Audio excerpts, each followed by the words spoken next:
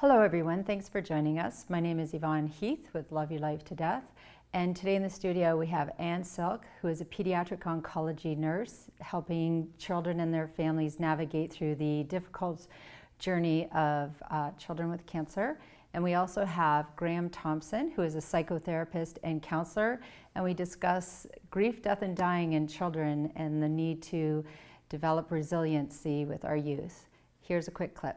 What drew you to want to be a pediatric nurse? Well, I've actually started babysitting when I was 11, and I love children. Mm-hmm. They are amazing. They're so resilient, and they're happy almost all the time. Mm-hmm. And they're just amazing kids. Kids are amazing. They are amazing.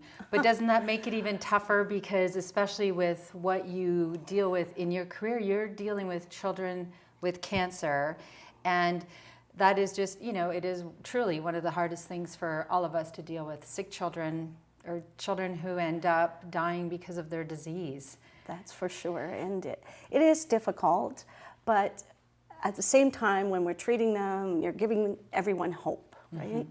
And the most common childhood cancer is acute lymphoblastic leukemia, okay. And there is an 85% cure rate now. Right. So the kids are living to adulthood now. Wonderful. And it's amazing. And through their journey, they go through a lot. Mm-hmm. And I'm glad that I'm able to be there with them. Yes. And we have come a long way. Wonderful. To help kids with pain and mm-hmm. And helping parents. Parents have support groups now. Thank goodness, yes. Because I can't imagine, what that would be like. I wouldn't wish that on anyone. And the thing that, as you know, I've written my book, Love Your Life to Death, and a lot of parents, we do have a very death-phobic society, and a lot of people do not want to talk, especially to children, about grief, death, and dying. And do you find that in your line of work? There are parents, I would say it's 50-50. Okay. There are parents who right away will tell their child, this is serious, mm-hmm. and, you may die from it. Mm-hmm. And then other parents will not discuss it at all. And we're here with Graham Thompson. Graham, thank you so much for being here today.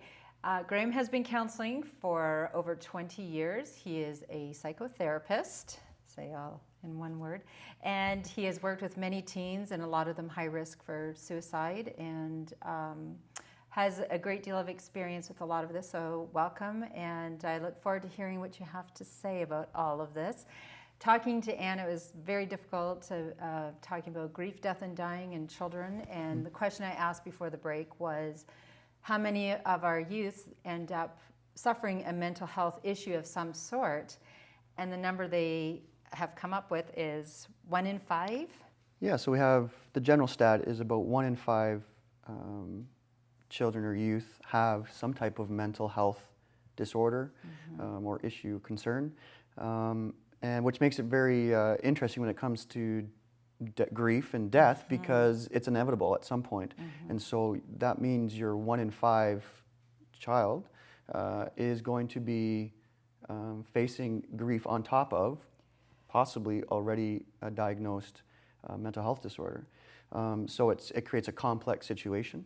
At the same time, a child could also be traumatized, of course, by a death through the grief if not properly prepared or if not properly supported through the process of grief. And so mental health is becoming it's quite a good thing lately in that it's becoming an open conversation, especially mm-hmm. amongst the children and youth. It's being destigmatized. There's been a lot of great programs in Canada, as well as in our local area, through the high schools especially.